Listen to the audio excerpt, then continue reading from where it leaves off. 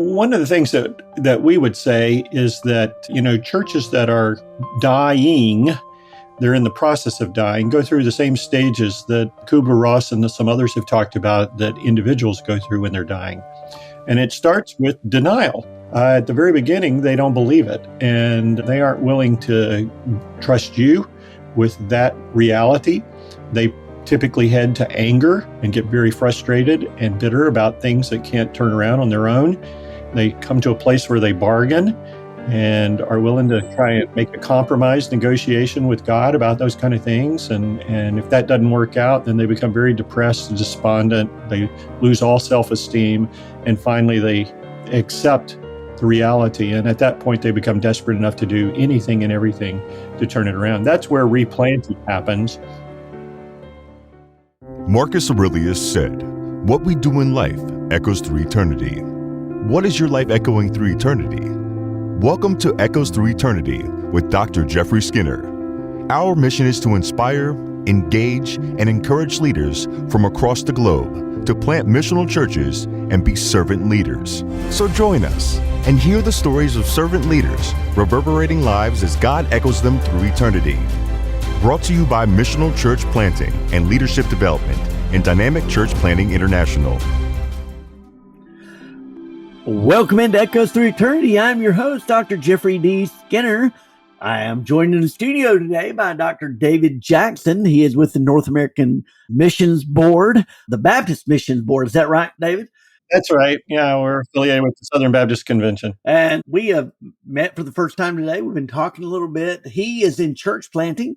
Of course, this podcast is all about amplifying the voices of leaders like church planters who often serve in anonymity, but we want to amplify those and allow others to give them a platform to share encouraging stories and share their story of how God is using them to build the kingdom in amazing ways. And one thing you learn about church planting is that when God steps in, the story becomes so much bigger than just the planter himself. Welcome in, David. Glad to have you here. Hey, thank you very much, Dr. Skinner. It's good to be with you. It's obviously a privilege and an honor to be here today to share with you a little bit about what God's been taking me through and teaching me over the years. I will correct you on one thing. I'm not a church planting guy right now. I'm a church replanting guy. And I work as a replant specialist with the North American Mission Board. And my region of responsibility is working with replants and revitalizations from Georgia all the way to Maine, to the Canadian border. So I have a lot of territory to cover, but my experiences in replanting, both pre-seed and post-date, my experiences in church planting. I was 30 years in church planting, and that may be where you caught that idea that I was a church planter, because from 1991 to 2000, I was involved in church planting in the Mid-Atlantic and New England states. Did a lot of that ourselves personally, as well as coordinated and tried to put together our efforts of church planting for our conventions. But before that, I was involved in revitalizations and a replant in Maine. And now I work with our board in replanting across the eastern region of the country. I'm actually involved in a replant right now in South Carolina, where I live. So a lot of different experiences, but it has helped me to see some things in regards to replants and church plants that are both common and similar and different and distinctive. So hopefully that will help your listeners today as we think about these things. Interesting that you distinguish between planting and replanting and revitalization. So talk about that a little bit, kind of how you're distinguishing that. Do you have specific metrics that you use within your organization there, or is it just kind of a organic feel? Actually, we do. We have metrics that we use in regards to those things. Replant and revitalization are the two that are more a matter of degree than kind. And I mean by that, a replant is usually down the life cycle at the very end, the bottom stage, where people have become desperate enough to recognize their need to do something drastically different. And thus they're willing to reboot the church. And that means giving up a lot of control, maybe all control, and having a new leader come in and such like that. Revitalization is a matter of degree in which a church starts to decline on the downside of their life cycle. And just depending upon where they're at and what they're willing to negotiate with leaders and outside partners, they're willing to try and turn it around and get it moving back in a positive direction toward growth and development. But that takes time. Honestly, it's easier to replant a church than it is to revitalize a church, simply because once people have made the commitment, they're desperate enough to be willing to do whatever's necessary, then you can begin to move in a positive trajectory pretty quickly. But if you're revitalizing little by little by little, there's a lot of variables there that can go wrong that can cause it to go back in the wrong direction. So that's much more difficult. Now, in church planting is on the beginning side of the spectrum instead of the ending side. And so it's all about starting from scratch, doing something new that hasn't been done, and casting a vision that is engaging and focusing on lost people in the community. So that's a very different scenario than a church that already is established and been existing for some period of time that needs to be rebooted or re-engaged in some way in a vision process. Yeah, but I like the distinguishing factors there. And one of the things I Mm-hmm. learned early on is I'm definitely better at, I would say I'm better at replanting and planting than I am at revitalization because of the factors you talked about. A revitalization effort, you've got existing leaders there already, and a lot of times they're still in that what I say denial and the fact that they are in revitalization, Yes. because you can have a church of 300, but it's still in need of revitalization, but the people may not recognize it is. Right. One of the things that we would say is that, churches that are dying, they're in the process of dying, go through the same stages that Kubler-Ross and some others have talked about that individuals go through when they're dying. And it starts with denial, just as you said. At the very beginning, they don't believe it, and they aren't willing to trust you with that reality. They typically head to anger and get very frustrated and bitter about things that can't turn around on their own. They come to a place where they bargain and are willing to try and make a compromise negotiation with God about those kind of things. And if that doesn't work out, then they become very depressed and despondent. They lose all self-esteem. And finally, they accept the reality. And at that point, they become desperate enough to do anything and everything to turn it around. That's where replanting happens. Revitalization happens best in the earliest stages, but denial typically keeps them from being willing to revitalize. And the only other option really on a window of revitalization that works well is typically at bargaining. And even then, you have to negotiate it out. And sometimes it will take multiple years. We're talking a decade for people to commit to seeing a revitalization take place. And often pastors don't last that long. The church gives up if a pastor leaves and revert to their old habits, and on and on and on. You can see all of the complexity and variables that are involved in the process. And that's what makes it so difficult. Yeah. And then, yeah, well, that's why I like measuring church health as opposed to numerical. We've gotten so accustomed, I think, in North America to Mhm. measuring the health of a church by the numbers. And the numbers are one metric you may use, but it's not the only metric that we Mhm. use. And so a lot of times Correct. we'll in our denomination, Church in the Nazarene, will, of course, our denomination is kind of unique in that probably the vast majority of our churches would be what Southern Baptists would consider small, which is under 100. Now, Right. most Absolutely. churches are probably, I think I heard the average size of a church today is 65 or 66, somewhere along in there. Mhm. Mhm. So according to the Mhm. general metrics, it's not necessarily small, it's average size, but still according to Southern Baptist, I mean, you guys have some really, really huge churches out there. Well, we still call a church under 100 a normative sized church. We like that word better than small because we think small feeds that self-esteem problem that a lot of normative sized churches have when they look at the world around them and say, "Man, everybody's applauding the mega church, the big church. We want to be like that." But you know what? Americans like normative sized churches. They wouldn't frequent them if they didn't like them. There's something about the sociological value of knowing the people that are a part and having a pastor who's invested in them. They want that. And so we ought to applaud that and encourage that because that's going to be more typical of what our churches and our church people are experiencing.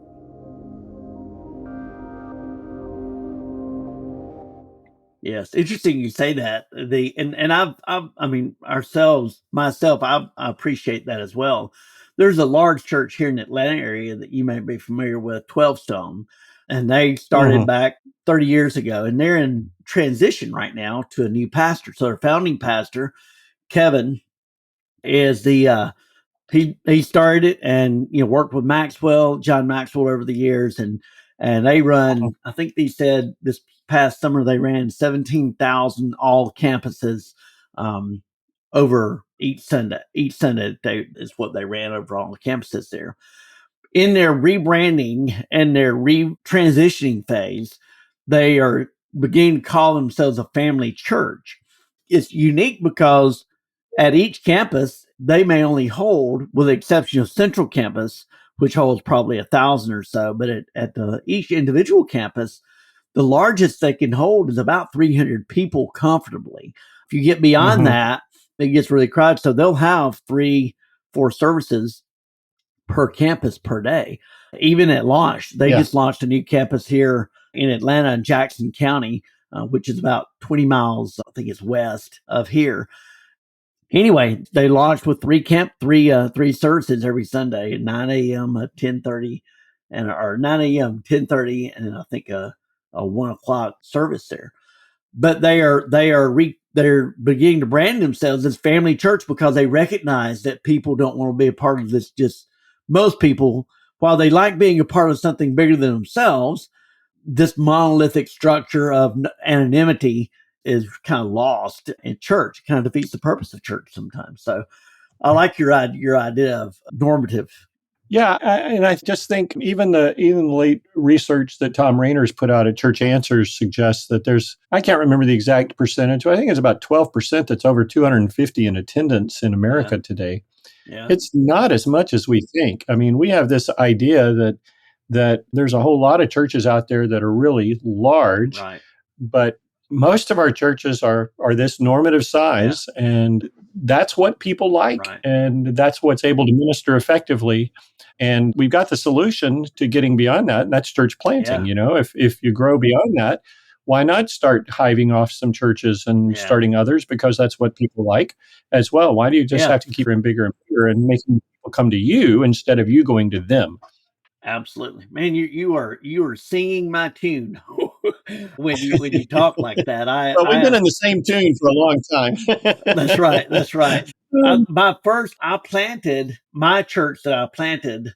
I planted another church. We were running 35 when we launched our second church, and people were like, "Wow, that is Uh-huh. so small." But what we did was we hired a. There was a. We were in Auburn, Alabama. There was a large Hispanic Latino community there, and so we Mhm. brought in a Hispanic pastor, and so we launched a Hispanic congregation, Hispanic church out of Sure. our church there. That church That's good. has planted, I think, 7 other churches beyond itself in the last 10 years. So that's one of the things I've learned is sometimes in North America, we have a very high standard for what we think is a church, and other cultures and Yep. other world areas may not necessarily do that. I got another guy in Bangladesh. He's already planted 130 churches in a year, and it's just house churches. Yeah, no, and I totally get that too. I mean, our second church plant up in Massachusetts was the same way. We were about 50 in attendance when actually we had 41 members, but I think we were running about 50 to 60 when we planted a church out of our church. And so I think just like you said, I just want to underscore that. We think we have to be so big or have so many resources or whatever before we can be involved in the multiplication process. And that's not true at all. It's happening all over the world where small churches are starting other churches and they're multiplying like rabbits, right? All over the place. And that means they're reaching more people with the gospel of Jesus Christ that would never come to my church wherever I'm located because I'm just in one place. Yeah, yeah. Yeah, people are It's everywhere. it's interesting the people that will come to a church plant, but will not go to an established church. We had a Uh-huh. Yeah, lady and vice versa. that yeah, that's right. And then we had that is great insight there. We had a lady at our church, one of our first church plants, and she called herself a witch, and she attended for 3 or 4 years, but she would stand up on Sunday morning on a regular basis and talk about how much she loved the church. And she said, I'm not a Christian, I'm a witch, but I love the church. And so we would, Oh, wow. everybody kind of laugh, scratch her head. And it kind of became a running joke. And then before it was all said and done, she stood up one Sunday and she said, I just want everybody to know that I'm a Christian now. She said, I love Jesus. Wow. And she said, you're the reason that I love Jesus is because I found him here, or he found me here and brought me here. Yeah, And that's it's the awesome. love of the people here. It's the acceptance of me, regardless of, Mm. she said, I stood up for 3 years and talked about how I was a witch. She said, nobody ever looked at me weird. Nobody ever told me to get out of here. She said, they just accepted me as I was and was patient enough for me to grow in my relationship with the Lord. And she said, the other night, he came to me and I said, yes. And we applauded that, I mean, it's just, but we have this idea of what a church person needs to be. And it becomes an obstacle a Yeah, lot of times to other people coming in. it does, doesn't it? I think there are three key words that every church has to deal with: the believe, belong, and behave. And the order you put them in will determine what kind of people you reach. So many of our established churches, one of the reasons they're in serious decline is they have the behave word first. And lost people are never going to behave the Yeah. way a follower of Christ is going to behave. And so we need to get back to making sure that our beliefs are accurate. We're encouraging people in that regard. But ultimately, with church plants, one of the reasons they're so effective is the belonging word is the first word in that series of words that they encourage people to embrace. They want them to feel like they belong and that they have people around them that will love them, care for them, and support them and move them in relationship toward Christ. And then as Christ does his work on their hearts that they can never do themselves, then they will find an accepting family of faith like that lady you're talking about. And that will bring about the belief that is necessary for them to embrace Christ and follow him in his word. So I think that's one of the big differences between established churches and church plants is that whole paradigm of philosophy of ministry is where do you start and where do you end in that process and how do you lead people along the journey? Yep. You can be a co-creator with God by helping to echo our guest voices, share our episodes with friends and family and on your own social media accounts. Give us positive 5-star reviews. The more positive reviews we have, the more visibility we have, and the more voices that are echoed through eternity. We often invite guests who are serving faithfully year after year, often in anonymity in their respective roles and ministries. God sees them, and the reality is for a good kingdom leader, that's enough. We do not do what we do for the accolades of humanity. We do it because we're called by God. But I believe that God uses people like you and I to continue those reverberations and echo them throughout eternity. You can partner with God by liking, subscribing, writing a quick positive 5-star review, and again, sharing those voices with friends and family and on your own social media accounts.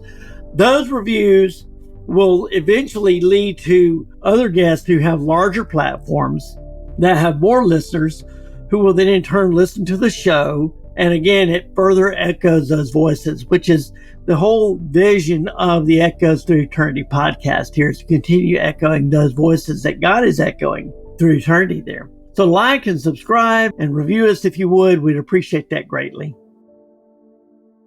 Yeah, and I think church plants, just by their nature, we tend to empower others in leadership a little more quicker than what we do in an established church. Sure. I had 5 people in the 10 years that I was planting in Auburn, Alabama, 5 people called into ministry and become pastors and church planters themselves, just within the context of that Yep. little church. And it was just because we had a leadership track where they felt like there was an open invitation there. Well, and I agree with that. You had a leadership track, and the intentionality of that was part of what made it work effectively. Another part, though, that you didn't have to worry about was the power structure that already existed in the church that you had to break down. And because there was no glass ceiling, there was no power positions or people in authority before you came along to start the church, then they were able to easily grow and develop and then move into leadership positions with the gifts that God had given them and then out into the community to start other churches.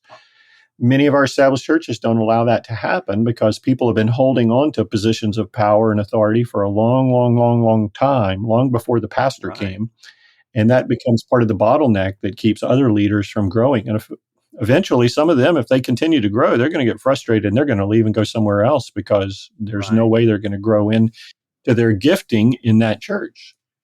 Yeah, you're right about Yeah. that. It's one of the problems we have in established churches. So Mhm. when you guys plant another church, do you have a specific process that you guys use? Do you have a recipe or formula that you guys give to your planters? Do you have an assessment process? Talk to us a little bit about that.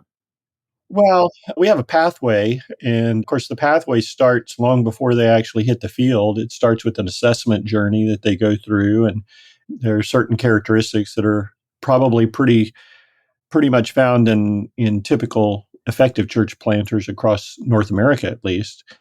Right. And some of those you've talked about already, like entrepreneurship and visioning capacity and creating ownership of ministry. And, a person who's intrinsically motivated, gets out in the community, loves the lost, and on and on and on. We can talk about those Yeah. kind of things if you want.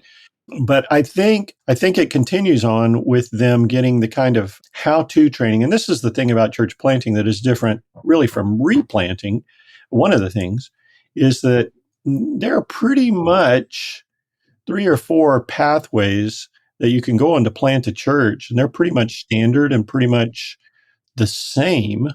Now, I'll tell you what the variables are in a minute if you want to know, but you launch large, or you move from Bible study to worship service at a particular time, or you stay small in house church or micro church settings. Those kind of 3 models are typically the models that most of our church planters follow, and that's fairly simple.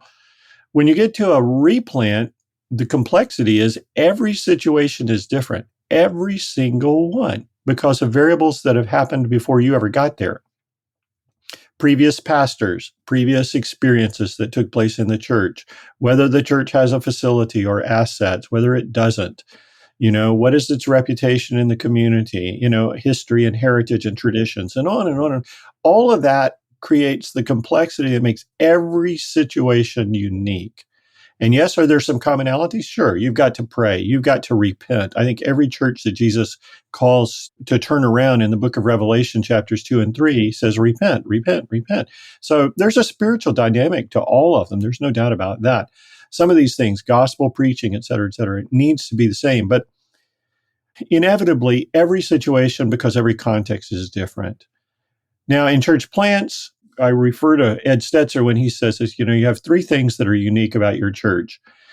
Every church planter has the name of your church, the location of your church, and you, the church planter. Those are the 3 things that are unique. Put them together, and they create the uniqueness of what will attract or draw people or be to your advantage as you go out. You have no reputation because you're starting from scratch, right? They don't know who you are. So, who you are as a person will either cast a shadow or will enlighten folks in a positive way. The same is true of the name. It may have a bad connotation in the community, and the location. It may have a bad connotation in the community. It may have a positive one. You don't know. But you have to start from scratch, and those are your tools to start with in a church plant. In a replant, you inherit all of that, right? Except for yourself. I mean, you're coming in, injecting it into a location that already exists, a name that already exists. And that's part of the challenge. That name can carry all kinds of baggage with it over the past number of years. And the community could have transitioned completely. And you're planted in a place where you were not reaching the people that you were planted to reach in the first place. So it's a different kind of challenge. It needs a different kind of leader, but they both need to be called of God and both be Yeah. visionaries to be able to reach out That's effectively. good. Mhm. So, is there ever, you talk about having perhaps a bad reputation in the community or bad Mm. name or just communities changed around them, different things that happen there. Is there ever a time that you guys, when you're replanting one, you say, okay, we're going to shut you down for a period of time and then kind of do a reboot Yes. in that way? Or do you Yes. always, okay. Yeah. So, No, there are some times that we'll shut them down for 3 to 6 months, something like that. They may be able to meet privately in a home, or they have to meet off site though, because right. the reputation that's connected to that location and or that name is so bad that they need to see it as a new start, a grand opening, Right. re-engagement under new management kind of thing we would say in the business world, I suppose. Yeah. They need to recognize that the past reputation is gone with what was before, and now something new is happening here. And so that becomes important in terms of sharing that with the community as well, so that they will embrace the opportunity they have to have a church in their community that really is concerned about them again. Mhm. Good. So now, do you guys have a training program for your church planters where they go through any particular training? Do you partner with ARC or anybody like that, or you just kind of let them learn on the fly? We do not. We do not partner with ARC or with Acts 29. We have our own thing called SEND Training, SEND. The SEND Network is the arm of the Southern Baptist Convention that works with church planters, and it's probably the largest network in the country. Not as well known because it's denominational as opposed to interdenominational, but it definitely trains. Oh, I don't know. I think about 1,800 church planters last year were trained through the process, and it was developed by a guy named Mac Lake. And Mac worked with Southern Baptists at the North American Mission Board for a number of years. He is no longer with them as a part of their staff. He is out on his own doing leadership development and training, but it's very good material.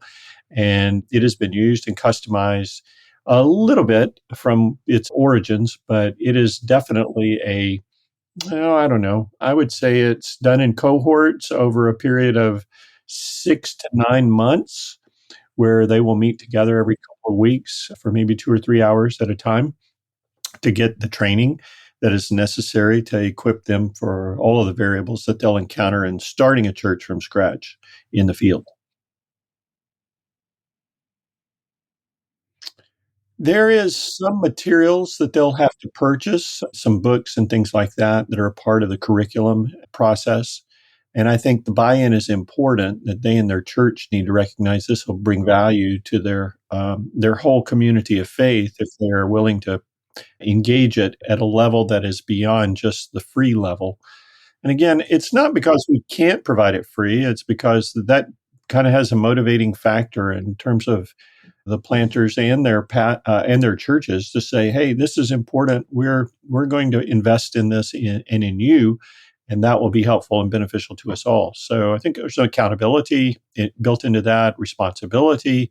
It just all the way around. It seems to work best this way. That's not a lot. I mean, it's $100 to $150 maybe, but it's enough to make them feel like this is something that's has some value to it. Yeah, I understand what you mean. At least in North America, there's something about the value of an investment of dollars, Mhm. even if it's just a minimal amount, that creates value in the minds of the people there. Sometimes I have found when it's free that they don't take it as seriously sometimes. Right. And And what you're doing is you're trying to create ownership, and they have to own the process. Trust the process. One of our favorite coaches probably says that all the time. Trust the process. Trust the process. It's the same way with church planners. There is a process here. If you'll trust the process, yeah, and you have to buy into it. So this is a way that we get them to be right. a part of that. Now, we have ongoing coaching with them as well every month. They have a coach that works with Oh, them to nice. keep them on track and ask them the right questions to stretch them toward those goals and objectives that they have set before them. And that continues for the first 2 or 3 years of their ministry. So all in all, I think it's a pretty good pathway that can help them. We have to remember not to ignore the wife though as well in this process. And so care Yeah, and nurture has to be an important part of speaking into the dynamics that a church plant or a replant can bring about on family life and marriage as well. So we want to be sure that yeah, those things are safeguarded, and actually we would hope they would be enhanced. It's often hard to do in a setting like that because there's so much stress right. and pressure, but we would certainly not want them to deteriorate in any way as a result of being a part of their church plant or their ministry experience. Yeah. You mentioned an assessment process. Do you also assess the spouse when they're doing that, or are they separate? We do. Yes, they're a part of that process. They come together to the assessment, and it's an overnight process, so they're there for parts of Yeah. 2 days, And Okay. they meet with a team of 3 or 4 folks that will focus just on them for the entirety of that assessment event. And they've already filled out a lot of paperwork and such. So this is more about getting to know you and the dynamics of body language Right. and responsiveness to questions about calling, as well as, in fact, we're really more worried about calling and character than we are competency. If God's called you, then He's going to Right. equip you. We really believe that, and we're going to be maybe Yeah. one of the ways He uses to help equip you. But we're not worried about His provision as long as you've got His vision. You know what I mean? Yeah. That's good. So that becomes important. The wife has to be on board in both of these settings we've talked about today. If they're in a replant or a plant, spousal cooperation and involvement is cannot be replaced. It cannot be replaced. And if either one of them it's lacking or Yeah. missing, then they're pretty much doomed to failure. I think it it just doesn't seem to be the way God works. If God calls you to a person in a relationship for life, He's going to call both of you into that calling and ministry together. So Yeah. um, we would hope they're on the same page. If they're not, it may be a timing issue that we would say, well, you guys need to Right. wait, work through some things first, and then we'll move forward with you. That kind of thing. Yeah. That was, we, when I went through, ours was a 3-day assessment. You was talking about body language. When I went through, I had found out the week before. Now I'd had this assessment scheduled for 6 months. Timing, as timing would have it, you and I have had internet issues today, so we're talking about timing, and everything seems Right. to work fine until you have a specific task you need to get done. So That's right. I That's had right. been perfectly healthy up until the week before I was due to go for our assessment, and I developed gallbladder disease all of a sudden Oh, and was in excruciating pain, but I mm. refused to let that stop me. And so the entire time that they're assessing me, they're like, "What's wrong with you?"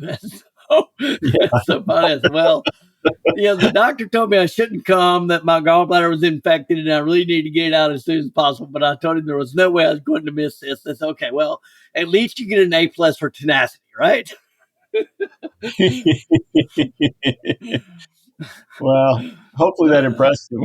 It didn't hinder you in the It process. must have. We did that, and the fact that my wife had a PhD and Uh, was fully supportive, I think, kind of put me over the edge there. Otherwise, I'm well, not sure I would have been passed. But one thing every church planter, as well as every replanter, needs to be is resilient, right?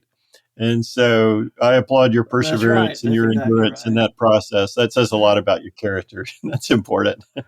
You may be crazy, but Well, David, this is you're impressive. yeah, that's right. Well, crazy is something. Well, it's character traits we probably don't talk enough about in church planting, but You're right. You have to be a little kind bit of like out gotta there, have that right? missionary Paul mindset, right? You just get That's snake right. bit and just There, keep there, going. that's exactly right. I think there is That's something right. to Snake bit, that. shipwreck, thrown in jail, beaten, whatever. Those are all And yet he characteristics that didn't you need quit. to You would have have as a thought he would church have quit planter long to be able before to then. endure that, You right? know, too many things, but he just keeps going. He keeps going. A little So, bit of David, crazy. you've got several books you've written. Talk to us a little bit about that. Well, sure. Let me mention a couple of books. I wrote a book called Planted 10 years ago, and we're hoping to have a revision that'll be out here in just a few months. It's called Planted Starting Well and Growing Strong. It's about 10 effective characteristics of successful church plants. And there does seem to be enough research to show that church plants are 3 times more effective in evangelism and outreach than an established church is. And this book really delves into why is that. These 10 characteristics are the how-tos of how they have made that happen, where they reach more people with the gospel for Jesus Christ. And so I think every church can learn from it, but it's really taking from the experiences of church plants to help you understand these are 10 things church plants do, and they do them well. And because they do them well, they reach more people for Jesus. The second book is a book called Renew, Traveling the Forgotten Path, and it was written just a few years ago. It is a book that deals with revitalization and replanting. And it basically says, well, actually, it's drawn from um, the words of Jesus to the church at Ephesus in Revelation chapter 2, verse 5. He says there, remember then how far you have fallen, repent and do the works you did at first. Otherwise, I will come to you and remove your lampstand from its place.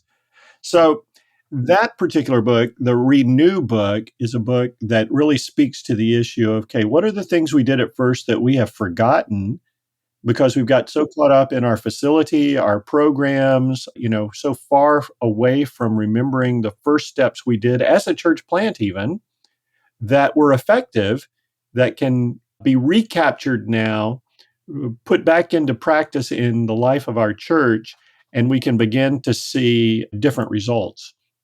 Can't keep doing the same thing and expecting different results, right? That's insanity. So we've got to get back to something Right. different than what we're doing now.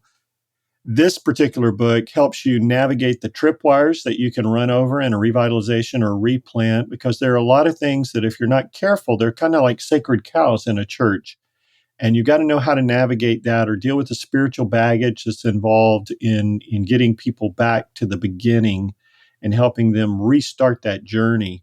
So Renew Traveling the Forgotten Path is essentially for established churches that are in need of revitalization or replanting.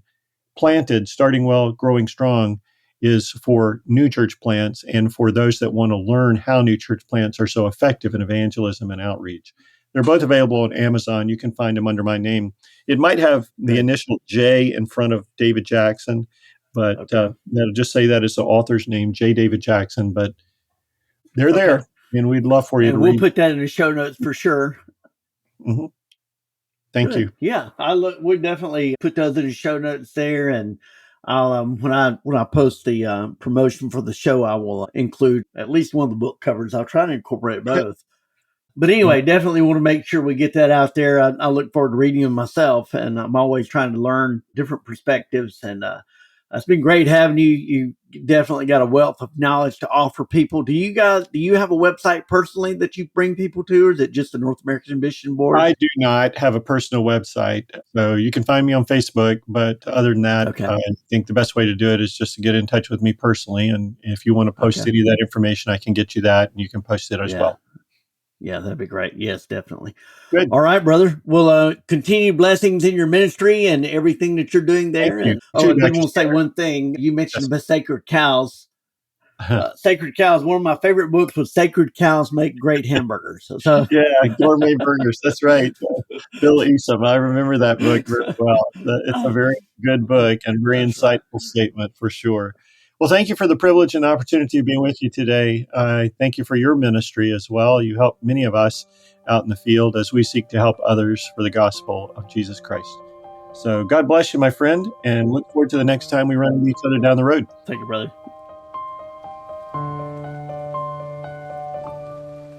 You can be a co-creator with God by helping to echo our guest voices, share our episodes with friends and family and on your own social media accounts. Give us positive 5-star reviews. The more positive reviews we have, the more visibility we have, and the more voices that are echoed through eternity. We often invite guests who are serving faithfully year after year, often in anonymity in their respective roles in ministries. God sees them, and the reality is for a good kingdom leader, that's enough. We do not do what we do for the accolades of humanity. We do it because we're called by God. But I believe that God uses people like you and I to continue those reverberations and echo them throughout eternity. You can partner with God by liking, subscribing, writing a quick positive 5-star review, and again, sharing those voices with friends and family and on your own social media accounts. Those reviews will eventually lead to other guests who have larger platforms that have more listeners who will then in turn listen to the show. And again, it further echoes those voices, which is the whole vision of the Echoes Through Eternity podcast here, is to continue echoing those voices that God is echoing through eternity there. So like and subscribe and review us if you would. We'd appreciate that greatly.